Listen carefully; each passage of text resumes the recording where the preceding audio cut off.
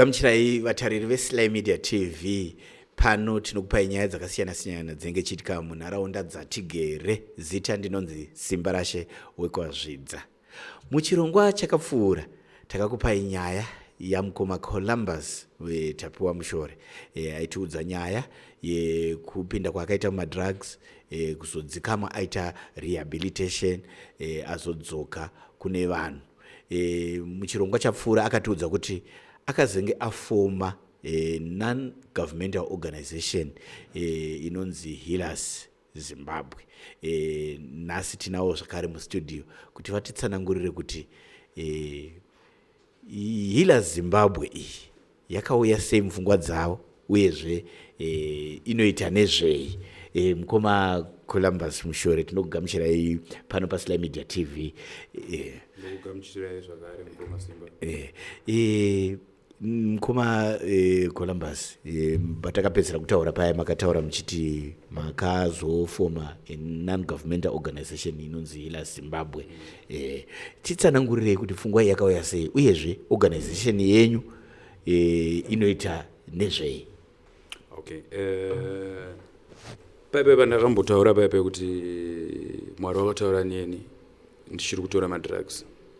Vachitaura kuti ndiende kurehab. Ndozvimwe zvezvinhu zvandakataurirwa kunzi ndizoita izvozvo. So ndabvawo kurehab wangu ndakazofomawo Healers Zimbabwe muna 2022 muna May. Okay. Tichida kuti tikwanise kubatsira wakawanda wechidiki vari kurarama nekushandisa zvinodhaka. Okay. Alright. Imi manga mabva kurehab nezviya zvakatora nguva yakadii kuti muzenge set up this organization? Ndakandabva murehab muna 2021 October. Okay. The following year takutosvika pakati pegore ndo pandakabva ndafoma organization yokuti ibatsire vechidiki vari kutambudzika nekusiyawo zvinodhaka nevari kuda kusiya. Alright. Mukushanda kwenyu neHealers Zimbabwe, tiudzei maprograms munoita amakatoita kare uyezve kutambirwa kwairi kuitwa munharaunda dzatigere idzi. At the moment Healers tinoshanda tichiita campaign awarenesses ekudzidzisa kuipa neuipi hwezvinodhaka. Munonyatso kupatsanura kuti munenge muchienda kunzvimbo dzakadii? Kazhinji towanza kufamba tichipinda machechi. Iko zvino takangomirirawo tsamba yedu inobvawo kuMinistry of Education yatakanyora kuti vatitendere kupinda muzvikoro tichidzidzisawo vechidiki. Because vechidiki ndo vatiri kuda kunyanya kudzidzisa sezvo vasati wapinda mazviri kuti vasazowanikwa vachipinda mazviri. Apa kuti vane vamwe vechidiki kare vatu vamazviri. Variko vechidiki avo manje vamo manje vakawa seorganization yedu tichange tichitobatsira vamwe kuendesa kumarehab akasiyana-siyana, but isu tine tarisiro yokuti isusuwo pamwewo tichazovakawo yedu rehab nekufamba kwenguva. Okay. Mune mamwe here mamwe maorganizations amunopatina nawo kuti muzvirongwa zvenyu izvi zvekutraya kufundisa mayouths on drug and substance abuse? Tine inonzi First Step. First Step inotipa drug testing kits. Okay. Ekuti kana tirunzi tausvika pachikoro kana kuti mubereki akatifonera kuti mwana wangu handisi kumuzwisisa, tinoenda tine test kit iyoyo. 5 minutes results anenge atobuda. Saka ndo yatinoshandisawo kuti tikwanise kuona kuti mwana wenyu amatidaidzira uyu ari kushandisa chii. Endi kubva zvamafoma boka renyu iri, zvakamira sei iko zvinotava muna 2024? You can tell us of your challenges uyezve masuccesses enyu. Ma-challenges atinosangana nawo ndekuti ma-resources atinawo ari limited. Saka tiri titsvagewo vanhu vekupatina nawo nemadonors akati wandei kuti titese tikwanise kurwisa dambudziko remadrugs rakawira munyika medu iri. What about my successes? Masuccesses edu ndeyekuti apa papa mwedzi watapfuura wa June takaito walk yatakaita yekubva ku Bedbridge tichiuya ku Harare tichifamba nedonzo iroro rokuti pasi nezvinodhaka. Tell us about this walk, how you organized it, and zvakafamba sei kuti muzowane walk iyi. Sezvandakambotaura pachirongwa chatakabva chiya changoma simba kuti dzimwe nguva Mwari vanotaurawo neniwo nematauriro avanoita neni. This year it was different now from 2021. This year nandakarara, but pandandakarara paipa ndakarotiswa kunzi famba kuenda ku Bedbridge, kubva ku Bedbridge uchiuya ku Harare nenyaya yako yekuti say no to drugs iyoyo. Famba uchiratidzira kuti aiwa madrugs hatisi kumada munyika medu munomu. Saka pandakarota inini ndakangorotawo muna April, but pandakamuka during the day iyoyo because ndakazvirota masikati. Pandakamuka during the day ndakamuka nchiti asi Mwari, is this possible?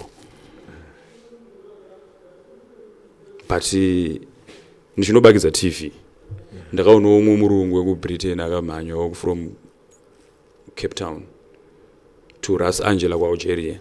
Saka ndichikuzviona ipapo ndangobva unozvirota ndakabva ndazviona kuti this is possible.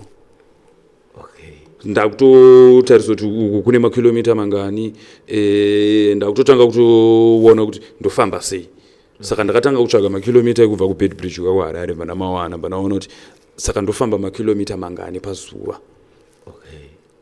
Saka takatanga ngatifambe ma 25 tichinoitawo 23 days, but nekufamba kana muri vanhu vari kufamba amuzofambe 25 yet.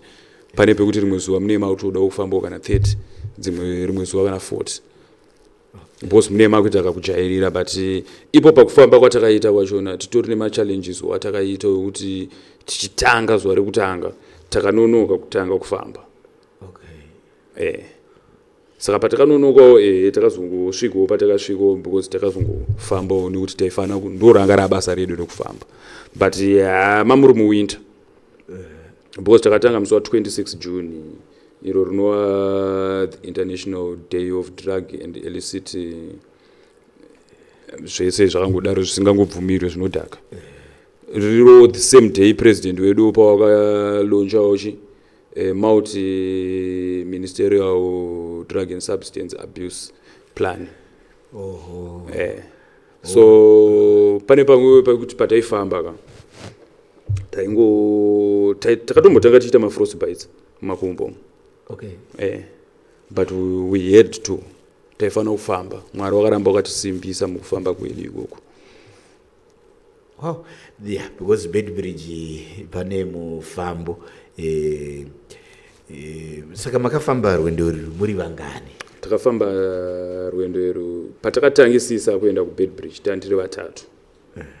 But takazosanganawo nemunin'ina wedu anonzi Terence Mpofu watakasangana nayo along the way. Akati yes, I can join you.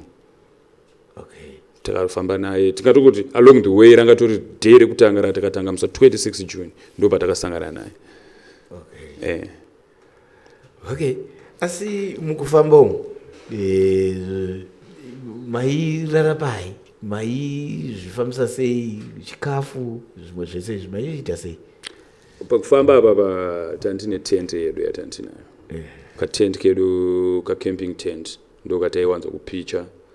But ndasvika takurara along the road, but taitsvaga pane mashops. Saka mashops akatonzi ashaika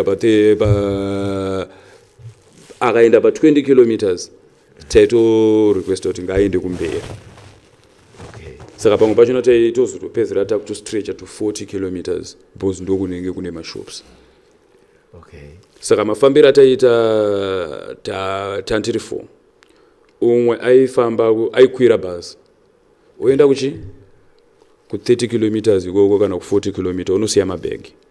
Obva kwira futi bhazi kuita sei kudzoka obva ajoina vamwe 3 vanenge vasara. chero takasangana newe tafamba 5 kilometers aitongodzokojoina vamwe tobva taenda because zvanambotaura paipe kuti maresources anenge ari mashoma tandisina escort car yatandinayo yedu isusu yekuti tifambe nayo kuti ndo matinchidisira zvinhu zvedu masupplies edu maration echikafu tandisina saka chikafu taitoti takasvikawo pamashops zvimwe zvidipenda kana lunch time taitodyawo lunch yedu nekubudikidza nemari dzataipiwawo nevanhu vaitoonawo ma-well wishers aitoonawo muroad tichifamba ndomubvunzo ndada kutosvika kuti pakufamba kwenyu asi pakutangisisa kuti rwendo runyatso kutangisisa Ultramed mukuru wayo anonzi Dr. Mukono Weshuro ndo vakatipa mari yekuti tigadzirise kutenga matracksuit ma-t-shirt nemari yebhazi yatakashandisa kuzoenda kuBedbridge kuti tinotanga rwendo rwedu takaipiwa nawo Mukono Weshuro iyoyo. Then you along the way pane vangu vari kunoko vakatipawo mari dzavo vakasapota kubva kwati tina kansela Chiromo vekuBedbridge vakatisapota from day 1 kusvika tisvike kunoko. Tina honorable Ngulube vakatisapota futi from day 1 kusvika tisvike kunoko, vakatosvika pakuzototi tambira tasvika kunoko sora takasvika. That's great. And maifamba mune mabhana muchiri taifamba tine bhana redu rakanyorwa kunzi say no to drugs pasi nezvinodhaka. Together we can make a drug free Zimbabwe. Maiva nevamwe here vaikwanisa kukujoinai mukufamba kwenyu kwemamwe madistance madiki mawiki? Vaitijoina vaingotijoinawo patingopindawo mutauni mamwe vongotijoinawo kana tiringonzi because pane pamwe pekuti taigona kungopinda muka-small town tisiri kutoraramo tiri kupfuurira tiri kuenda ku the next stop. Vaingoitawo vashoma vaingotijoinawo nguva iyoyo. Ndimune vamwe here vaikubatsiraiwo I mean other organizations vamakaita team up with kuti zvinhu zvenyu zviite smooth? Pambakaoma ngoma Zimba. Pambakaoma because pamwe pachonaka I had to use mari yangu yandirotambiriswa haina kuwanda but I had to use it zvekutoti ipapo ndikakutaurira kuti ndine chikwere cheschool fees chesecond term ineyi munogona kutoti mafanizi because ndaida kuti zvinhu zvibudirire.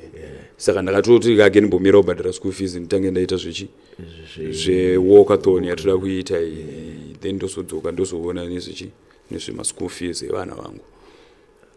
Thank you very much Mukoma Columbus Mushore. I like your resolve, even your determination in fighting drug and substance abuse. Regaiti kurukure neumwe weavo wamakafamba nawo tinzwe kuti ivavo makasangana sei uyezve nyaya yavo yakamira sei kuti muzokwanisa kuita working together. Regai tinzwe kuna Mukoma Kuda Mafuta. Mukoma Kuda tinokugamuchirai pano paSly Media TV. Sanganai nevatariri veSly Media TV. Thank you Mukoma Simba. Ndokuchingamidza vatariri veSly TV. Mukoma Kuda. Imimi makasangana sei na Mukoma Columbus? Columbus Mushore andikati muningina wangu takakura tese musame area Musani ndio kwatinogara. Iye anogara hake from a distance iriko but takazobatanidzwa kuwirirana nezvinodhaka.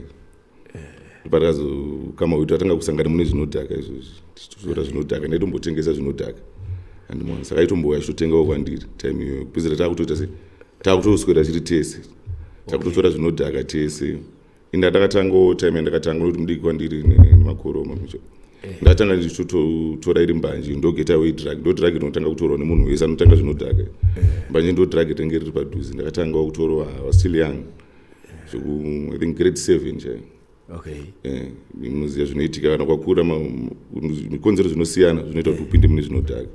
Andinoona uchikurira mulocation mugeto munoziva life yemugeto zvinenge zviri padhuze zvinotengeswa mudhuze mastreets imo mamunongofambira mudhuze imo mabelazi edu anenge ari mudhuze anenge achiti saka ukasawana strong structure inobva kumba ndozvandakaita inino ndakazokurawo ndine mabroken homes edu aya ndoba ndakakura ndiriwo ndakuti ndicherezwa nasingle parent.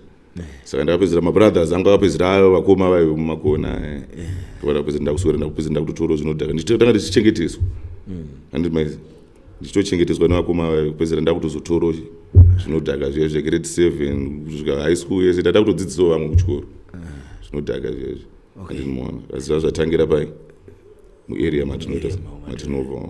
Then migration yenyu from Mbanje to Mbanje totanga kuti mabhiya ramabhiya vaita kuti mwana Brongo mukoma mwa Brongo andinoona zvabva muri Mbanje tamuBrongo and from another wakuenda kune rimwe riri hard kuzita razopinda mune Christ Ometh ndo muna na 2021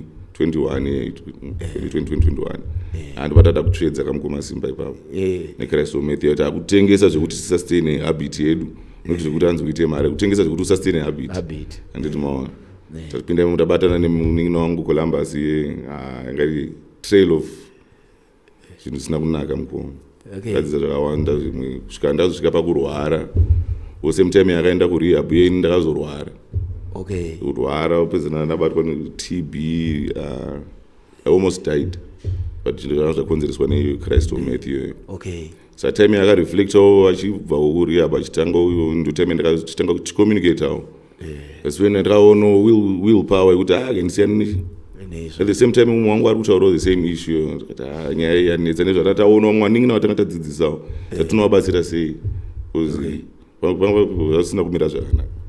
Then he came up with the idea, we supported the idea kuti ngatange organization tiite awareness nekuipa kwakaipa kwema-drugs and substances kusvika apply organization zvikazopiwa tsamba yekuti organization yaapprove musi wa10 January 2024 ndo patakazotora simba rekuti takukwanisa kushanda kupinda muvanhu tichiita ma-awareness tichitaura nevanhu kuipa kwema-drugs and substances abuse. Then later on 2024 iye because papada kuti titsvage kuti toita sei hatina ma-resources ekuti tipinde muvanhu panoda kufamba tichipinda muvanhu panoda material mapepa mabhana kuti kasvika kuti unoona pama-notice board titaura kuti dambudziko vari mune zvinodhaka vasati vapinda mune zvinodhaka nevavo vanhu vanorarama nevanhu vanotora zvinodhaka tinoita tinoti yakutoda community based rehabilitation system ndozvakudiwa kuti necommunity yatoo nebasawo futi nekuti munhu anenge achitora zvinodhaka vanhu vanotanga kuafectwa like vambotaura Columbus kuti munhu anoafectwa vanhu vari close nemunhu anotora zvinodhaka iye anenge achisvedza achinakirwako but amai anotora zvinodhaka baba anotora zvinodhaka mukadzi kana ane mukadzi vana masiblings vanhu vanenge vachisafa but iye unenge uchinakidzwa saka vatakaona kuti paudiwa kuti tiite awareness titaure nevanhu tichipinda kusvika tapoaprovirwa organization yakatangwa naColumbus iyoyo. Then he had his dream yework iyoyo he shared the idea futi vatatoona kuti it's possible. Then we started planning tichibatsiranawo naColumbus iye achironga kusvika taita walkathon yatakaita from the 26th of June yanotaura kuti ndo day anti-drugs and substances ndo same futi day rakalonchwa manifesto napresident wedu saka zvakabva zvatakabva taita simba rekuti with the little resources that we had takapinda parodi mukoma simba tikafamba tichichengetwa mwari akatitungamirira tikafamba tichipinda location takarwadziwa pese patapinda matown patapinda pane magrowth point kapchibva kubeitichifuna mamwe maremote areas ari kumaruzeva mukomasimba nyaya dzatainzwa imomo dzaitaura imomo mukomasimba dzinorwadza nenyaya dzeatekeshera nyika yese taifungidzira zviri kuno kumabigger towns chete but those small towns coming from the border mamisha ikoko taitonzwa kuti pana pafa mwana takatoviga vamwe vana vakada kusvika mubeatrice taingonzwa pana vakomana vavigwa nenyaya dzemadrugs isi saka nyaya yacho yemadrugs tikuona kuti idambudziko ririko ende rinoda kutoadresswa zveshuwa. That's awesome. Imimi kusiya kwamakaita hamuna kuita zverehab zvakaita andakuita zverehab asi ndakasiyiswa nekurwara mukomasimba ndakarwariswa nawo then you reflected then I reflected upon at the same time mwari akabva mwangu angaposanganawo ne the same foot calamity but zvakasiyana aenda kurehab itiko kurehab because anga he was acting like he's losing it nenyaya zvinodhaka izvozvo saka ndinoona zvinoafecta pakasiyana umwe unorwara umwe unotoluza njere umwe unotosungwa kuenda kujeri andinomaona umwe unotofa kuti uzotadza kuti uzowapiwa mukana wekuti ureflecte papon izvinhu zvakadaro. That's great. Imimiwo mune here ma-experiences amunoti ma-bad memories akawandisa mukomasimba maybe mogona kungoti dodombi chai like the time iyoyo cause ndakazenge ndaingeja cause nepartner yako unopedzera waingeja vandaingeja nemukadzi wangu ndemukadzi wangu naizvinizvi but time iyoyo akatoita because he was pregnant but we were taking it akatosvika pakuita stillbirth Okay. maona mukoma Yeah. yapanda but time iyoyo handakuvhunduka zvekusvika pakusiya ndakaramba ndichitora after that experience uka ndazotanga kurwara inini zekuti I started counting my losses now manje Okay. ndapa deathbed manje chinamato kuna mwari mwari ndipewo mukana ndiite to make a difference kandipo mukana then God gave me a second chance to live Okay. then vandapatana neaba nemunin'ina wangu chitofamba nedonzvo iroro kuti pasi nezvinodhaka. Wow, that's a great idea and a great initiative yamakaita iyi. Tichida kutaura nevamwe mukoma Terence Shenje vamwewo vamakafamba navo. Regai ndidzoke kuna mukoma Columbus. Mukoma Columbus, imimi muri kuti makapenyerwa, makataurwa nemina Mwari kuti musiye, mukataurwa nemina Mwari kuti mutange this organization. Ukama hwenyu mimi naMwari hwakamira sei pari zvino? Muri kuona ngoma Simba ndiri munhu wekuti ndakuziva Mwari ko zvino kuti is a living God. Saka everything I do ndichimuka ndinonamata. Midday ndinonamata. Because pabasa pangu padhuze nepa Roman Catholic pa cathedral. Saka panguita midday 12 ndinongomhanya ipapo. Okay. Ndingonopinda ndongonereka short prayer kangu todzoka. Manheru midnight cheche because ndo pandakatanga kunyasa kuona kuti no prayer changes everything. Wow. That's so inspirational. Pari zvino ndajoinwa namukoma Terence Shenje, umwe neumwe uyo akanga ari part of the walkathon yakaitwa from Bedbridge to Harare. Mukoma Terence, sanganai nevatariri veSly Media TV muvachingamidze tizonzwawo nyaya yenyu. Ndovachingamidza vateeresi veZimbabwe nevari kuona paSly Media. Nyaya yenyu mukoma Terence, makasangana sei namukoma Columbus? No, havasi mukoma, ndisekuru because vakakura nasekuru vangu, hanzvadzi yamama. Okay. So it's just 3 houses away from kumba kwavo. Okay. So inini I'm an athlete, ndotamba bhora. So pavaitawo zvavaita ndaizvitawo ndiri kuside ndichitova hwando sana sekuru vangu. Okay. Kuti havafanira kuziva kuti ndozvandoita se ndozvandiri kuita but womurwira kuti makatomborova ndakatombopindawo but hazinonyanya kundiaffecta sezvakaita vanasekuru vangu but zvakandiaffecta also cause ndakasvika palevel rekuti kana kubhora kwandaienda ndakusaenda kumatraining ndisaattende zvimaactivities ekubhora ikoko but taitotamba bhora zvikutodaro zvaitozivikanwa nevanhu madivision maitambira platform yakadii? ndandiri kuacademy. Okay. One of the best academy in Zimbabwe. Okay. AC's Academy. Oh. Yeah, ndokwandandiri. That's great. So kuti vanhu vese macoaches nemaboard members ikoko vanhu vakarwadziwa izvo zvatakaita but sakulewo vakazoona neplan yavakauya nayo takunyatsokuonawo kuti sure these things are not right. Ndopatakazotanga kusimbisana navo tichibatsirana navo tikati we can make this right. Kuna vamwe vanhu vangakwanisa kuchinja vamwe vanhu. Isusu we have the experience yemadrugs. Saka isusu hatisi tikuzvipembedza but tikwanisa kubatsira vanhu kuti vazosiya because life angamona as a journalist ine am athlete zvitori zvinhu zvatokanganiswa mulife nemunyika medu pamwe ndaizonazototanga kuti ubatsira vanhu vazhinji nekutamba bhora nemafamilieswo chichi nechi but we've seen great players coming out of SS Youth Academy, the likes of Kama Billiard, Msona. That was our guys but achitori vadiki taitovaona totamba svika vatozone life yakanaka taitoadmayo life yavo yavaiita but zvinhu zvakazovhiringidzwa nemadrugs. But ndoda kumbokutora back, how did you come into it? Zvakapinda sei mauri? Shamwari yavo sekuru vangu vana mukoma wavo tongoti ndi uncle wangu futi vahombe vacho vaigara kuMbare ndo vanga vari drug supply vaingotengesa mupanje chichi mapurungu and stuff but taienda ikoko maholidays munhu aindifarira through bhora ndaitamba ndiwe munhu aitoni manager life yangu yese mashitazi mari dzematransport chichichi so pese pandaibva kubhora ndichibva kuchikoro ndaidza kuchechi ndaibva ndangoenda kumba kwavo apa kumba kwavo ndo kune zvinhu zvese so ndakatanga ndichitora zvezvia ndichinotengesero vanhu kuti ndione kamari kangu ndichitoro but nazosvika patime yekuti vamwe vangu vaitora zvinhu zvezve ndaigara ndichiswera nawo every time ndichasei but ndaisingatori toro ndaiti nini hai nini ndiri sportsman hazviendereni nesport but takazosvika time yekuti ndakazotanga kutora zvinhu zvezve ndichingotora mbishana pakazoya lockdown it was everyday thing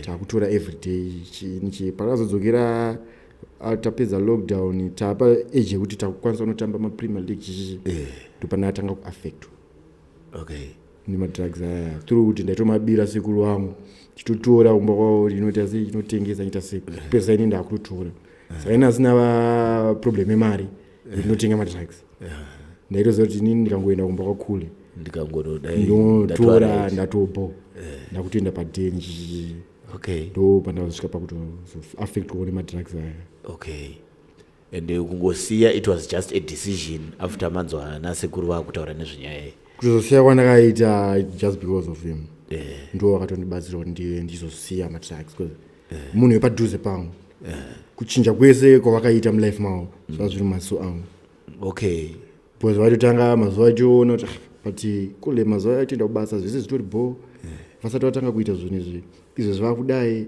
life yavo yakutange bumping izvo zvivasiya zvinhu zvese zvatochi tatokwanisa kutobatsira vamwe vanhu because tinoti hakwedu kusangi ndo mukuru kwatoaffectwa zvekuti vafana vakawanda vari kuparara saka isusu tisu vanhu tinotokwanisa kuenda nobatsira talk to the parents nei vamwe tatosvika pakutombowa pamapiritsi munhu aweyelo miri wese tisakatozonobatsira mukoma yava tonotenga mapiritsi chichi ndopatakatanga kuona kuti but we can help people because vamwe vanhu vari kutora vasingazivi zvinhu zvavari kutora.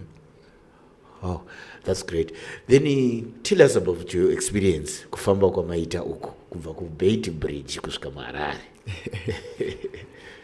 To me the experience was good because ndakaona zvinhu ndasandamboona ndasanamboenda hangu kuBeit Bridge but pane patakamboenda but hatina kusvika kuBeit Bridge takangobva tatena negutu 10 off tichienda kubikita ndokwandainyanya so experience yacho ndayamboona zvinhu zvandasingamboone nezvinhu zvati isusu patakatangawo kuti tisambotarisira kuti mutoriro watosvika kumamisha taitofunza kuti pamwe zvinhu zviri kutauni kuno kuchete patakatozoona kuti nevanhu vekumamisha vacho vari kutocomplaina futi nemutoriro this is a national disaster so takatodzidzwawo zvinhu zvakawanda kuti it's not just kuti kutown but nekumamisha futi zvaita se zvasvika but kana zvasvika kumamisha dangerous. That's fine. Imimi mukoma Terence munogona kunge mune mashoko amunoda kuudza vakakutarisai panguva idzinodzi nezvamaona zvamaexperience about drugs, words enyu of encouragement, words of advice even kumaparents neavo vanotengesa zvinodhaka izvi. My words my advice kune vasati vatanga kutora kana kune vari kutora andiya kana kune vachada kuzosiya kana iri problem yaunayo yauda kusolva nemadrugs because tine vamwe vanongoita ainini nguri vakandoita madrugs just kuti tine maproblems aninawo kumba namafamily problems but toona kuti asa problem iyoyo kuti inogona iri problem kana yekuti vabereki vako havakude but still vabereki vayo havatombodi futi munhu anorova futi madrugs saka nairi problem kuti haudiwo nevabereki vako and iproblem number 1 wakatanga kutora madrugs yato double problem kwauri because one iri wapinda ri madrugs iri itori problem hombe kudarika yawangaonayo pekutanga because inochinjika unototaura zvinhu zvakawanda mulife mako uchinzi haudiwe nevabereki vako mwari variko vanoona havaiti zvekudongorera but ave madrugs manje problem iyoyo it's very hard to retrieve haibudike zvekudaro. So my words my advice kuti kana ingave problem yaunayo ask for counseling variko vanhu vanocancela vanoprotecta vanobatsira vanoita sei but not kuti taking drugs will solve your problem. It will be a double problem to you. Ayo zvakanaka then career yedu yebhora We want to see you wakutaka kukunzwa mumaredhiyo muchitirwa bhora. Yes, handro zvatiri kutoshanda nazvo izvizvi. Okay. Takatotanga kutraina and stuff because handisanyanya kukura hangu zvekudaro zvekuti ndikabva ndati ndatosiya bhora. Okay. No, but takutotanga kuti kugadzira new life. Titanga patsva tinyasomaneja upenyu hwedu kuti zvinhu zviende mberi. But to all those vanotamba masports, madrugs, unogona kumachumarova zvako uchienda uchinotamba uchidzoka, but level racho unonge uriwo uri uchitamba bhora uchirwa madrugs, even if uri kuperfect, but that's not your best. Okay. Ukatosiya madrugs unenge utori kumberi kweperformance yawacho yauri kuita uchita zvemadrugs. Because mukuru handikunyeberei, talent muZimbabwe rakazara, rakazara zvisingaiti, but madrugs avhiringidza zvinhu zvakawanda. Vanhu vanogona bhora chaizvo vazhinji vese vanotamba naCape United vese havagone bhora mukuru. Mukauya kumagate uko kunoita mumabhudza chichichichi vacho vakasiya bhora racho vanotogona darika vari kutamba, but chinhu chakaita kuti vasiye vanoda kudhakwa too much. Tikangobvisa brains dzekudhakwa hatinoenda kumberi, because life yemunhu wemasportsman haitimbotori 20 years 15 years. Yeah, it is short. It's short. The career is very short. Saka unoida kudhakwa zvako. Hatingazokurudzire zvekudhakwa, but life yebhora it's short. It's just 15 years, 18 years, 12 years. Wapedza bhora. Then you can do what you do. Nelife yako, but we not asi kuti kana wapedza bhora chirwa madrugs, no. Hatisi kudaro, but first do your life. Do your life. Kana life yako yabhora, then you take decisions of your life. Do what you do. Very encouraging words from Terence. Tichida kupedzisa chirongwa chedu, Mukoma Mushore. We thank you for forming this platform inonzi Healers Zimbabwe. What is your expectation going forward? Kubva ipapa maita this event muchienda mberi chii chamakaronga nenhau iyi yemadrugs yanetsai? Apa tungoti detangokwanisa kuwaniswawo kana land yekuti tivake rehab, so that tinokwanisa kuvabatsiro vechidiki vakawanda panhu pamwe chete. Okay. Tichidzidzisana. Okay. But iyo yamuri kuita ye-community rehab iyi, how has it been going so far? So far tanisati tanyanya kupinda muwanhu stereki. Tinongoti vamwe vabereki vaive kuti vanenge vachindiziva, vamwe vachona vanenge vakandoonawo story yangu panewspaper, vamwe vakaonawo paTV pandakambobudawo kune vamwe mastation. Saka vamwe vanongondifonera obva ngonditi mwana wangu chimboya utaure naye, but iko zvinoti adai nyatso kupinda chaizvo zvokuti kana tauzotaura naye takwanisa kumuendesawo kurehab. Titsvage marehab atinokwanisa kushanda nawo kuti tinokwanisa kuendesawo vanhu, because mukada kuzvitarisisa vakawanda vari kutora madrugs ava vabereki vavo havakwanisi kuafforda mari yekuendesa kurehab. Chero ikanzi $200 havaikwanise, because vabereki vachona vakawanda vachona mapenjeniya vanhu vari kutora madrugs havakwanisi kuiwana mari iyoyo. Saka tira kuti tikwanise kuti hurumende yakakwanisa kutipo nzvimbo yekuti tikwanise kuvakawo rehab, toitawo rehab yedu inenge isingabhadhariswi, inenge iri free of charge, kuti tikwanise kubatsirawo vanhu vechidiki vakawanda. Okay. Ai, tinoda kukutenda Columbus Mushore, ndichitenda futi Terence nekuya pano pachirongwa pano paSly Media TV.